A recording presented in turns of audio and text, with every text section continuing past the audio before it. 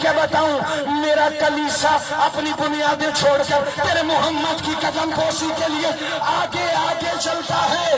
کیا پھر کیا پوچھنا چاہتے ہو؟ کیا اجازت ہے تو میں اس محمد سے کچھ سوال پوچھوں؟ کیا پوچھو؟ رسالت پنا شہنشاہ کے پاس آیا، 12 سال کے سن میں اللہ کے رسول کو کہنے لگا، میں نے دیکھا ہے درخت آپ کو جھکتے ہیں، پتھر آپ کا کلمہ پڑھتے ہیں، کلیسا میرے چلتا ہے، تالابوں میں پانی آ گیا ہے۔ اور 2 ٹکے کے ناسبی ملا، تجھے بھی مقصر کی طرح غیرت نہیں آئی؟ درختوں کو بھی پتہ چل گیا محمد نبی ہے، پتھروں کو بھی پتہ چل گیا محمد نبی ہے، تالابوں کو بھی پتہ چل گیا محمد نبی ہے۔ تیری مت ماری گئی ہے۔ جس ابو طالب کی گود میں آیا اسے پتہ ہی نہیں تھا کہ محمد نبی۔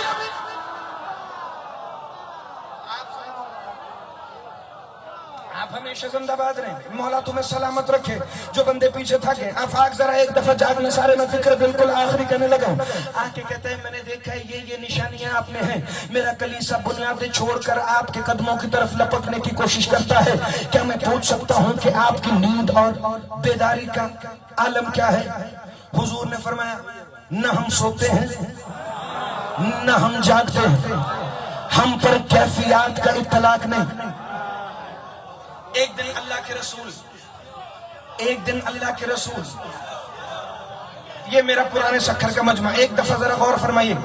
ایک دن اللہ کے رسول درخت کی ٹیک دے کر ظاہراً آنکھیں بند کیے ہوئے جناب ابو ذر آئے، لکڑی کا ایک ٹکڑا اٹھایا، اسے ٹک ٹک کر کے توڑا۔ حضور نے کہا ابو ذر ہم سوتے نہیں۔ زندہ باد علی کے شیعہ، ہاتھ اٹھانا، خیرات مانگنا، جسے فکر سمجھ آئے۔ ابو ذر ہم سوتے نہیں، ہم پر نیند کا اطلاق نہیں ہوتا، تو پھر تم نے اسلامیات کی کتابوں میں یہ فضول بات کیوں لکھی کہ حضور درخت کے نیچے سو رہے تھے، کافر آیا، اس نے تلوار اٹھائی اور محمد کی گردن پہ رکھ کے کہا اب تمہیں کون بچائے گا؟ تو محمد مسکرائے، کافر کے ہاتھ سے تلوار گر گئی۔ عرفان جعفری اتنا سفر کر کے جو ہے رسول بخش، اگر تو ہمت ہوتی پھر مورخ کلیم شاہ جی پورا فقرہ لکھتا کہ محمد کافر کی تلوار گردن پر محسوس کر کے بھی مسکرائے کیوں؟ کافر نے محمد کی گردن پر تلوار رکھ کے کہا تجھے کون بچائے گا؟ محمد نے پیچھے سے دیکھا، علی آ رہے تھے، علی آنا میرے سردار فکرہ نہیں، میری زندگی سے قیمتی۔ محمد نے علی کو دیکھا اور مسکرا کے کہا مارنے والے سے بچانے والا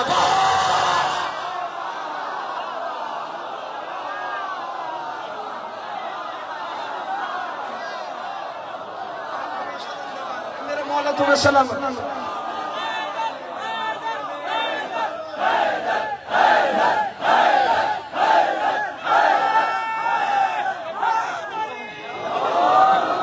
یا علی امیر المومنین ادرکنی فی سبیل۔ کیوں نہ کریں علی حفاظت پیغمبر؟ اچھا کوئی بندہ کسی کام میں ماہر ہو، بندہ ان کی مثالیں بندوں کے ساتھ ہوتی نہیں، لیکن ملا کو سمجھانے کے لیے کبھی کبھی مثال ایسی دینی پڑتی ہے، لیکن صاحبان عقیدہ سے کوئی بندہ کسی کام میں ماہر ہو، انہوں نے کہا تم اتنا اچھا کیسے کر لیتے؟ کہا یہ میرا آبائی کام ہے۔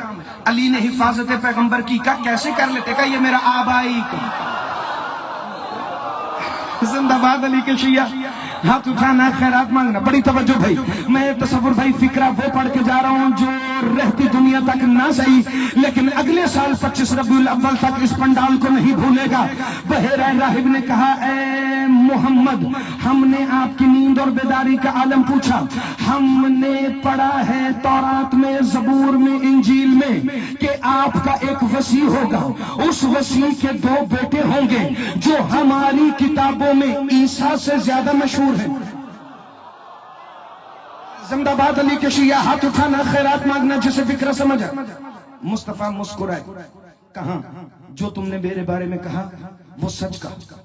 سرکار ابو طالب کی طرف دیکھ کے کہتا ہے آپ کو ان باتوں کا پتہ ہے؟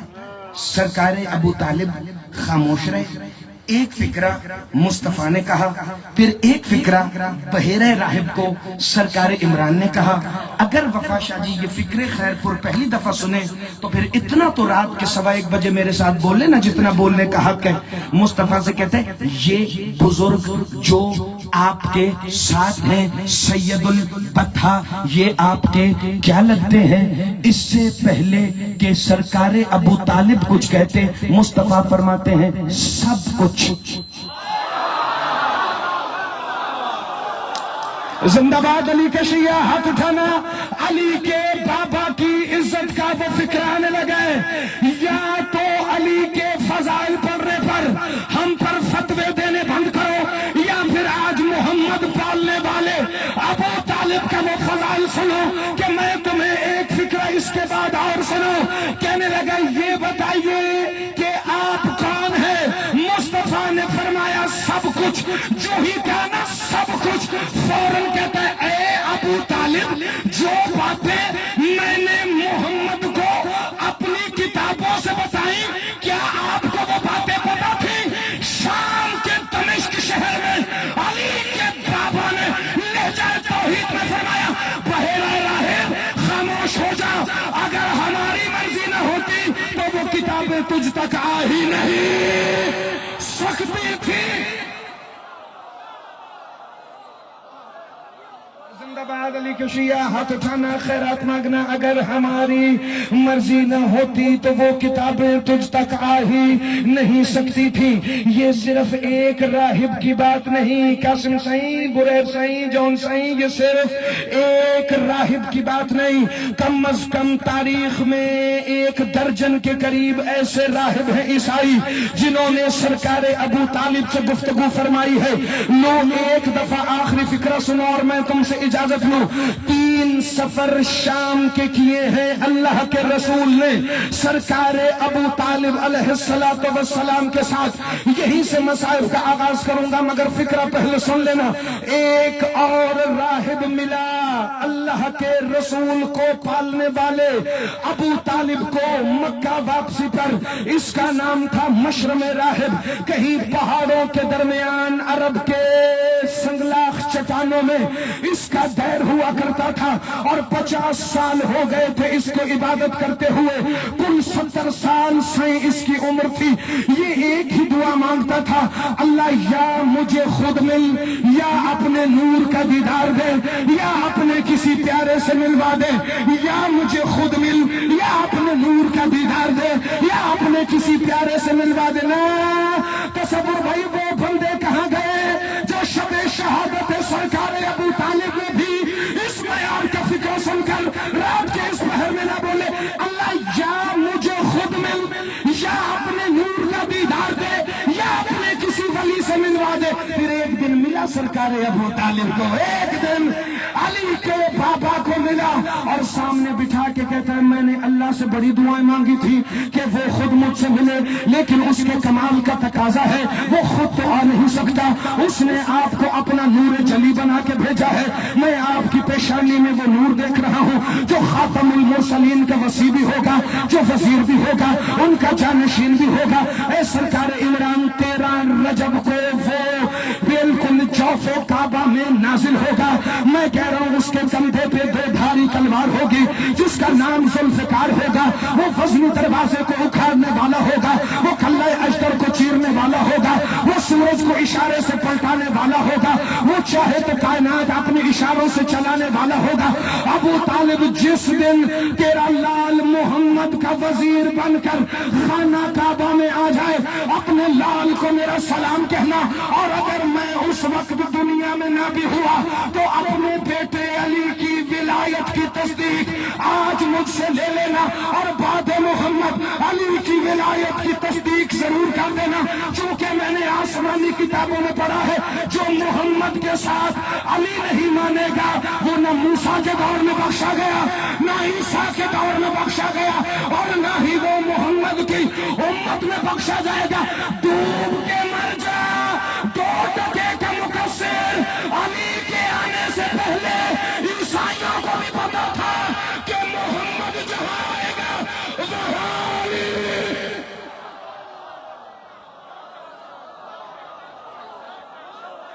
کے کیا کہنے؟ آپ سدا سلامت رہیں، آپ ہمیشہ زندہ باد۔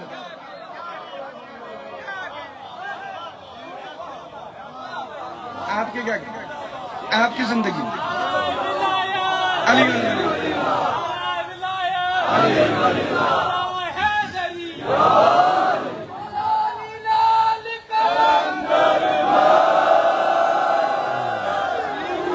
آپ کو سدا سلامت۔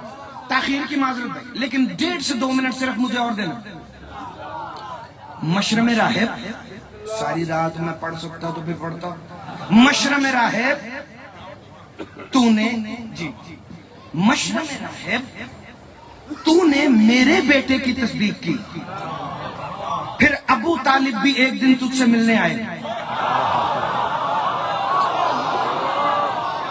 منظر منظر منظر منظر بڑھانا، منظر بڑھانا۔ 13 رجب علی مولا کعبہ میں نازل ہوئے۔ کتاب کے حوالے کی ذمہ داری میری، مجلس جاری ہے لائیو۔ 13 رجب سرکار ابو طالب مکہ میں نہیں تھے۔ چابی مالک کلید کعبہ کے پاس۔ آج بھی خانہ کعبہ کا جو حتیم ہے، سفید سنگ مرمر کی جگہ جسے سنگ اسماعیل بھی کہتے ہیں، جہاں میزاب رحمت کا پانی گرتا ہے، اس کے اندر مصطفیٰ نے قبر بنائی جناب ابو طالب۔ لطف نہیں آتا؟ بندہ منکر بھی ابو طالب کا ہو، طواف پھر ابو طالب کی۔ زندہ باد، ہاتھ اٹھانا، خیرات مانگنا۔ صرف سید یہ نہیں، جناب اسماعیل سے لے کے جناب ہاشم، جناب ہاشم سے عبد المطلب اور عبد المطلب سے ابو طالب، ہر کلید بردار کعبہ کی قبر اسی حتیم میں ہے۔ پہلی قبر بنی جناب اسماعیل کی، آخری بنی سرکار ابو طالب کی، کیونکہ کلید بردار کعبہ جناب ابو طالب سرکار عمران ابن عبد المطلب ہے۔ نہ 13 رجب کو کعبہ میں تھے، نہ 14 رجب کو مکہ میں تھے، نہ 15 رجب کو مکہ میں تھے۔ 16 رجب کی صبح گھر سے بھائی کو لینے محمد چلے، وہاں مکہ کے باہر سے سرکار ابو طالب داخل ہونا شروع ہوئے۔ کیوں نہیں تھے 3 دن سرکار ابو طالب مکہ کی حدود میں؟ کیونکہ بندوں نے آج تک یہی سنا کہ ان کے پاس کعبے کی چابی تھی، اگر وہ مکہ میں موجود ہوتے تو لوگوں نے کہہ دینا تھا کہ چابی جو شوہر کے پاس تھی تو زوجہ چلی گئی ہے اندر۔ اسی لیے سرکار ابو طالب مکہ میں نہیں تھے، لیکن وجہ آج تمہیں میں سنا جاؤں۔ 25 ربیع الاول اگلی تک تم نے یاد رکھنے، 13 رجب علی نے کعبہ میں اپنے آنے کا اعلان کیا۔ سرکار ابو طالب مکہ سے باہر نکلے، نہ 13 رجب کو آئے، نہ 14 رجب کو، نہ 15 رجب کو، نکل گئے دور عرب کے صحراؤں میں، عرب کے پہاڑوں میں۔ 3 دن سرکار ابو طالب کیا ڈھونڈ رہے تھے؟ ایک دن 2 پہاڑوں کے درمیان دیکھا، ایک سفید اژدہا ہے، ایک کالا اژدہا ہے، اور کسی لاش کے اوپر وہ سایہ کر کے کھڑے ہیں۔ جناب ابو طالب نے دیکھا وہی مشرم راہب ہے جس نے علی کے آنے کی خوشخبری آنے سے پہلے دی تھی۔ ابو طالب کو دیکھ کر دونوں سانپ چلے گئے۔ مشرم راہب کو پتہ نہیں دنیا سے گئے کتنے سال ہو گئے تھے، لاش اس کی پہاڑوں کے درمیان تھی۔ ابو طالب کے بابا 14 رجب کو آئے اور ٹھوکر مار کے کہا، اٹھ مشرم، علی آ گیا ہے، مبارک دینے کے لیے تجھے مکہ جانا۔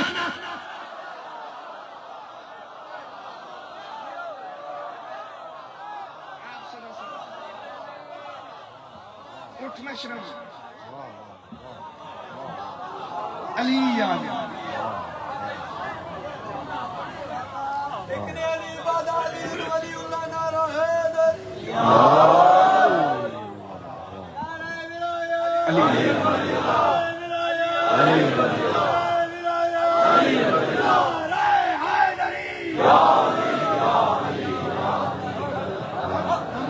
لاکھ احسان دین پہ آپ کے سرکار عمران۔ آج اسلام کے سر سے سایہ اٹھا. آج وہ دنیا چھوڑ چلا جس کے بعد محمد نے مکہ چھوڑا. کافی ساری شہادت پہلے علامہ صاحب پڑھ گئے. مجھے دو فکرے کہہ کر آگے چلنا ہے. جس پر مان ہونا اس کا سایہ سر سے نہ اٹھے. سرکار ابو طالب پہ اتنا مان تھا اللہ کے رسول کو، خود حتیم میں قبر بنا کر اپنے ہاتھوں سے لٹا کر سرکار ابو طالب کے پیروں کے دونوں انگوٹھے اپنی آنکھوں سے لگا کے رو کے کہتے ہیں چچا جب میں یتیم تھا آپ نے مجھے باپ بن کے چچا در یتیم آج یتیم ہو رہا. پتہ نہیں کیا راز تھا میرے سردار. 3 دفعہ اللہ کے رسول کو شام لے کر گئے اور تینوں دفعہ مصطفیٰ کو پردوں میں ڈھانپ کے کہتے تھے ملازموں سے دھیان رکھنا شام کے لوگ بڑے شرارتی. جو میں نے فکرہ تاریخ میں پڑھا ہے اللہ کرے میں تمہاری سماعتوں تک وہ پہنچا لوں. شام کے لوگ بڑے شریر ہیں، ان کی ناپاک نگاہیں بھی میرے بھتیجے محمد کی عصمت کی طرف نہ اٹھیں. وہ جو اپنے بھتیجے کو شام والوں کی نگاہوں میں نہیں آنے دیتا، پتہ نہیں اس کی پوتیاں ہاتھوں میں رسیاں باندھ کر شام کے بازار میں کیسے گئیں. میرے سردار درجات بلندوں میرے استاد محترم شہید ملت جعفریہ علامہ ناصر عباس اللہ مقام ہو کے انہوں نے زندگی کی آخری مجلس میں جو مصائب کا آخری فکرہ پڑھا میں اس سے آج کی مجلس کا آغاز کرنے لگا ہوں. وہ فرماتے تھے یہ ہے تاریخ اسلام کا کل خلاصہ. ابو طالب کی شریف پوتی ہاتھوں میں رسیاں باندھ کے دربار میں کھڑی تھی. سفیان کا نجس پوتا تخت پر بیٹھ کر شراب پی رہا تھا. وہ رو رو کے کہتی تھی اے میرے دادا ابو طالب یہ سارے تیرے بدلے ہیں جو آج میں نے علی کی صورت شام میں. یا سیدہ عزاداران مظلوم کربلا میں ایک فکرے سے گزار کے تمہیں لے آؤں جس پر مان ہو وہ کبھی دنیا نہ چھوڑے. خدا کی قسم چوں ہی علی کی بیٹیاں شام میں داخل ہوئیں انہوں نے صرف بدر اور احد کے بدلے نہیں لیے، انہوں نے ہاشم و عبد المطلب و ابو طالب کے دور میں ہونے والے ایک ایک جرگے کی بے عزتی کا بدلہ لینے کے لیے اس طرح سے بزم سجائی شام کے بازار میں. بالکل یہی مصائب کا آغاز ہے اور یہی 2 منٹ کی تمہیں صرف مصائب کے لیے میں ایک دفعہ توجہ کروانے لگا ہوں. یزید نے اپنے سالاروں کو خط لکھا باب جابیہ پر ابو طالب کی پوتی کا استقبال ہوگا، میرے لیے جواہرات سے مرصع تخت وہاں پر لگایا جائے گا، میرے لیے وہاں شراب کے جام سجائے جائیں گے. چونکہ باب جابیہ پر بنی کندہ رہتے ہیں جن کی عورتیں تماشا کرنے میں بڑی مشہور ہیں، ایسا کرنا وہاں پر تخت لگانا، پھر وہاں سے باب جیرون تک 2.5 کلومیٹر کی فصیل ہے جس پر علی کی بیٹیوں کے سروں کا خون لگا ہو، پھر 2.5 کلومیٹر کا چکر لگوا کر انہیں سوق حمیدیہ میں لانا، پھر اس کے بعد باب السات پر کھڑے کر کے 15 آذانیں سنوانا. اس کے بعد اگر میرا دل چاہا تو علی کی بیٹی کی پیشی ہوگی. یاد رکھنا تاریخ کا سب سے بڑا شرابی جس نے تماشا دیکھنے کی تیاری کی تھی اسے کسی نے آ کر خبر دی باب جابیہ پر بھیڑ بڑی بڑھ گئی ہے، تجھ جیسے شرابی کا بھی وہاں جانا خطرے سے خالی نہیں ہے. کہتا ہے ٹھیک ہے میں اپنے دربار میں انتظار کروں گا. سالار کہتے ہیں کیا علی کی بیٹیوں کا رستہ تبدیل کریں؟ کہ نہیں، شرابیوں کی تعداد بڑھاؤ، وہاں ناچنے والی عورتیں بلاؤ تاکہ میں اپنے باپ دادا کا بدلہ ابو طالب کی پوتی سے لے سکوں. عزاداروں جو ہی شام کے بازار کا باب جابیہ کھلا سجاد کے کندھے پر ہاتھ رکھ کے رو کے کہتی ہے سجاد میرا غازی بھی زندہ ہوتا تو اس بازار یا سیدہ نہ دو لمحے کے لیے ہے کرنا بھائی عزادارو، یہ راتیں روز روز نہیں آتی کہ جن میں ابو الائمہ کو پرسہ دیا جائے۔ میں مصائب کا بھی مصائب پڑھنے لگا ہوں، چونکہ سید فقیر کا جملہ ہے کربلا مصائب کی انتہا ہے، اور شام کربلا کے بھی مصائب کا نچوڑ ہے۔ ایک جملہ اگر تم نے برداشت کیا تو اس کے بعد اگلا جملہ میں پڑھوں گا۔ اس نے ایک ایک پل کی خبر لینا شروع کی کہ قافلے کی ترتیب کیا ہے۔ اسے بتایا گیا پیچھے بے کجاوہ ہونٹوں پر ابو طالب کی زخمی سر والی بیٹی ہے، اس کے اونٹ کی خون بھری مہار زخمی سجاد کے کندھے پر ہے۔ سجاد کا زخمی ہاتھ 4 سال کی معصومہ کے شانوں پر ہے، جو رو کے کہتی ہے سجاد تو نہ گھبرانا، میں جو تیرے ساتھ ہوں۔ اس حرام زادے نے حکم دیا جس نے حسین کے یا سیدہ چلو جو زیادہ رونا چاہتا ہے وہ فکرہ ٹہر کے سن۔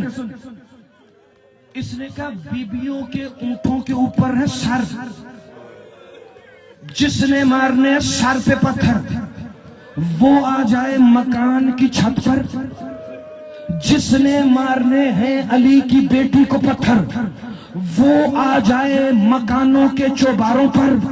قاصد کہتے ہیں یزید، اور اگر کسی نے 4 سال کی معصومہ کو پتھر مارنے ہو کہ نہ وہ چھت پر جائے نہ وہ چوبارے میں آئے، وہ پتھر لے کر شام کے بازار میں آ جائے تاکہ کسی کا نشانہ بھی خطا نہ ہو۔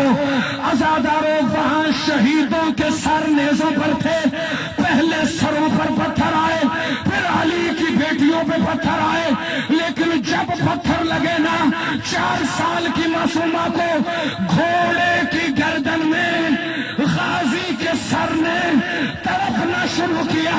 وہ جو سجاد کا ابو طالب تھا اس کے سر نے جو ہی تڑپنا شروع کیا نا، شام والوں کو پتا چلا جب اس بچی کو مارو تو غازی کو تکلیف ہوتی ہے۔